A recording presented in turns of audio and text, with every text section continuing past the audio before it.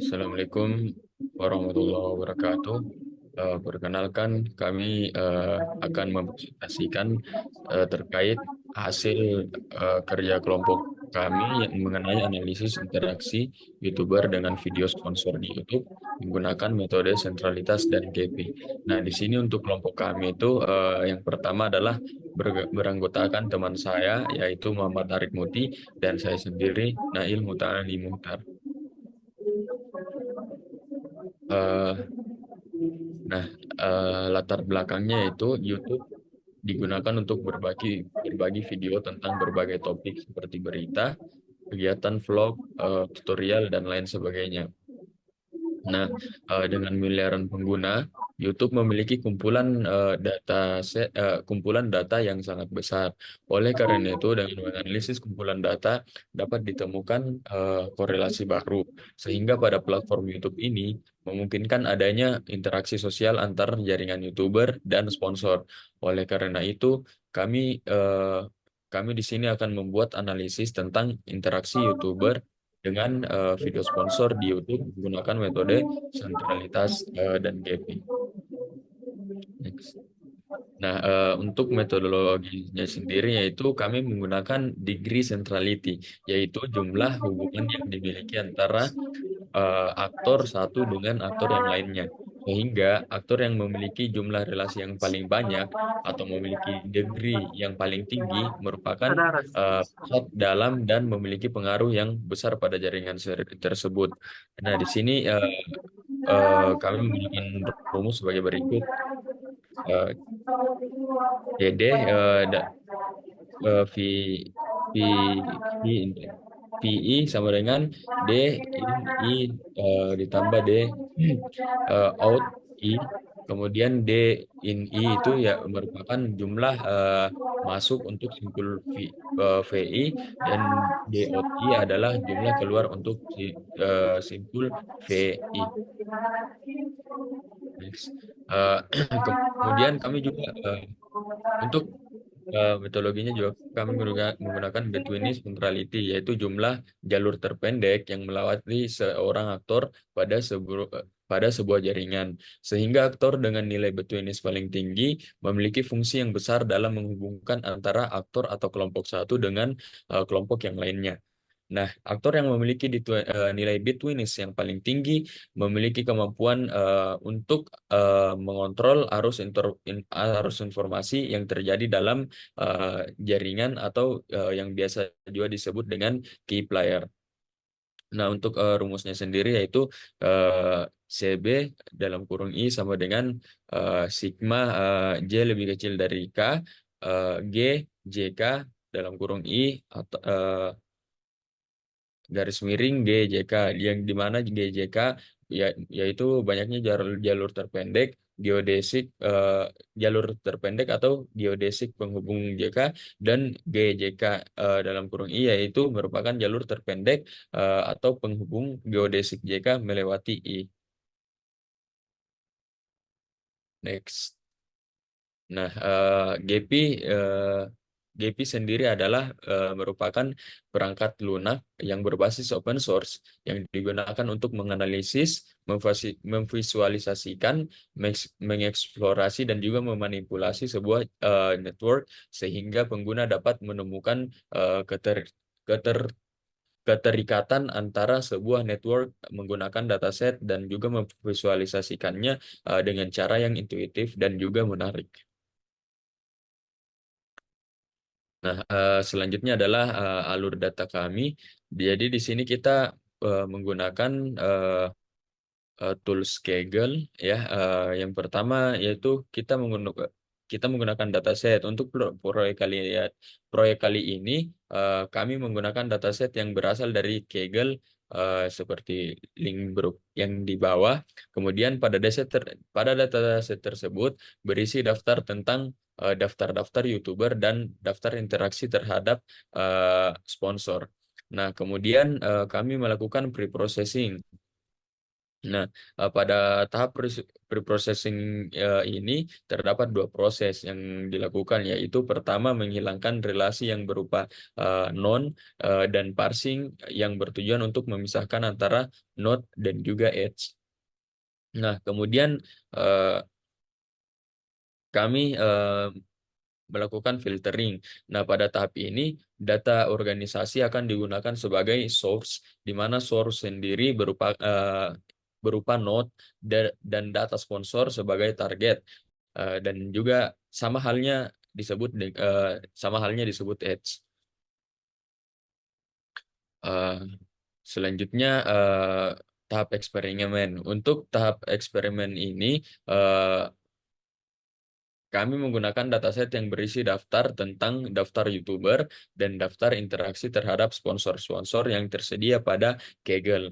Nah, dengan jumlah note terbanyak yaitu 13.455 notes dan edge terbanyak yaitu 1.540 edge. Nah, tujuan dalam proyek ini adalah mencari 10 YouTuber teratas dan menganalisis struktur jaringan YouTuber dan sponsor di YouTube dengan metode sentralitas dan Gevi dengan menggunakan dua metode sentralitas, yaitu yang pertama adalah degree centrality dan juga betweenness centrality. Nah, selanjutnya yaitu hasil eksperimennya. Nah, untuk hasil eksperimen degree centrality sendiri yaitu berdasarkan data pada tabel satu, yaitu menggunakan metode degree centrality, ditemukan bahwa YouTuber Poison Vegan menempati peringkat tertinggi sebagai YouTuber dengan interaksi paling banyak dengan sponsor di YouTube, disusul dengan Notabene di posisi kedua, serta Korea di posisi ketiga. Eh, nah, untuk yang apa? eh, Selanjutnya itu betweenness centrality. Sama halnya dengan tabel 2, menggunakan metode betweenness centrality yang di mana ditemukan peringkat tertinggi masih dipegang oleh YouTuber Poison Vegan dengan skor 0,333.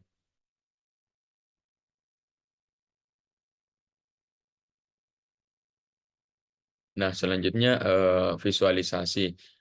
Berdasarkan gambar di samping yang dapat dilihat, kami juga menggunakan Gevi untuk memvisualisasikan dengan layout Yifanhu untuk menemukan komunitas yang populer.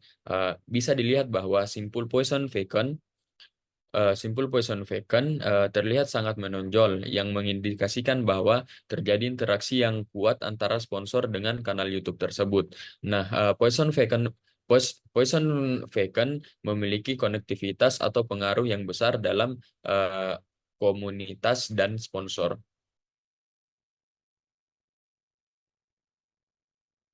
Next.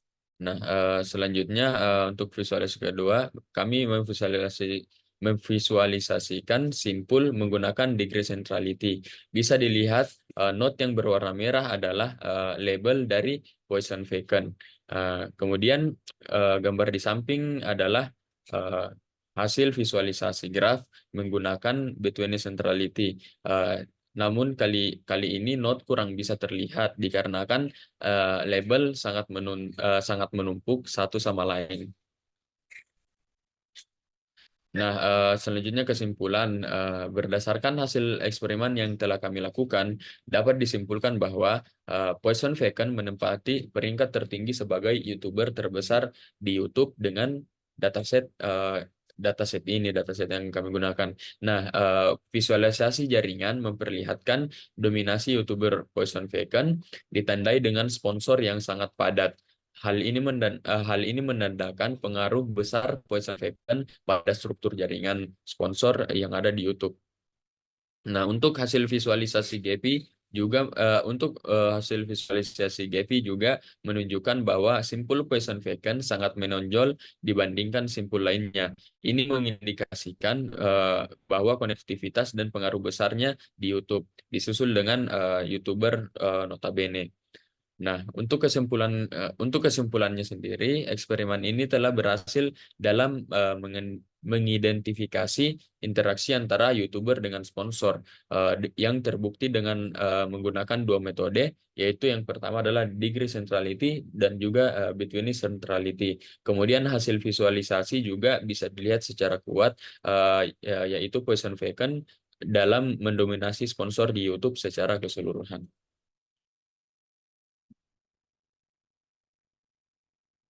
Di sini saya akan menjelaskan seperti ini kami terkait analisis interaksi timbul dari video seperti itu tentang kebebasan menghadapi. Yang pertama itu di sini kami mengelola library-nya yang di mana kami menggunakan empat library yang seperti itu nanti Pandas Network X untuk menemukan jaringan nodes dan edge-nya dan Matplotlib sebagai visualisasi datanya. Yang pertama itu kami membaca datasetnya dan menghapus data yang berlainan. Setelah itu kami melihat duplikasi datanya yang dimana di sini bisa terlihat duplikasi datanya dari berapa. Setelah itu kami masuk ke tahap untuk menghubungkan antara node-nya menggunakan library network X yang dimana kami mengambil label source dan target untuk nodes dan edge-nya.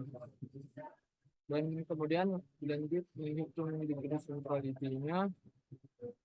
Dan di sini kami akan mengambil most influential user-nya dan eh, mengklasifikasikan top 10 degree centrality-nya. Setelah itu kami telah pin hasil top 10 degree centrality yang dimana itu posisi teratas itu yaitu Poisson Vacant yang bernilai 0,887 sekian diikuti oleh Notabene dan Noria 3 dan dilanjut dengan memvisualisasikan hasil dari metode degree centrality. Nah, inilah hasil dari visualisasi degree centrality yang dimana sini terlihat labelnya saya menentukan dikarenakan kami telah mencoba mengecilkan labelnya tapi kami tidak bisa mengkustomisasi lebih lanjut karena kan label yang sama banyak. Dan setelah itu bisa terlihat notes di sini yang berwarna merah yang dimana notes tersebut adalah notes dari Poisson Vacant yang memiliki peringkat posisi paling atas. Setelah itu kami menghitung juga jumlah dari notes dan edge-nya yang dimana jumlah dari notes-nya itu berjumlah 13.455 dan jumlah dari edge-nya itu 15.040. Kemudian dilanjutkan menghitung between centrality dan menghitung top 10 hasil dari between centrality dan dilanjut memvisualisasikan hasil dari centrality.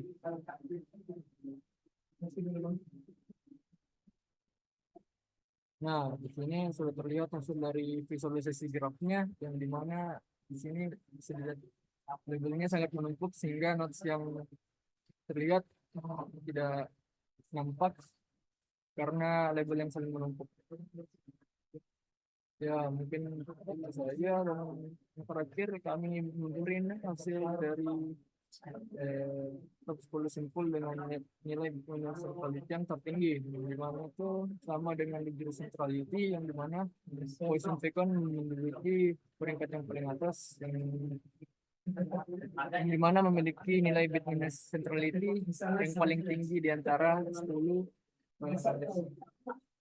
klasifikasi yang ada di sini. Dan notabene dan Aurea posisi kedua dan ketiga. Dan mungkin itu saja yang bisa kami sampaikan dari hasil analisis kami. Jadi kurangnya mohon dimaafkan. Hingga kita lain semakin berlain. Oke,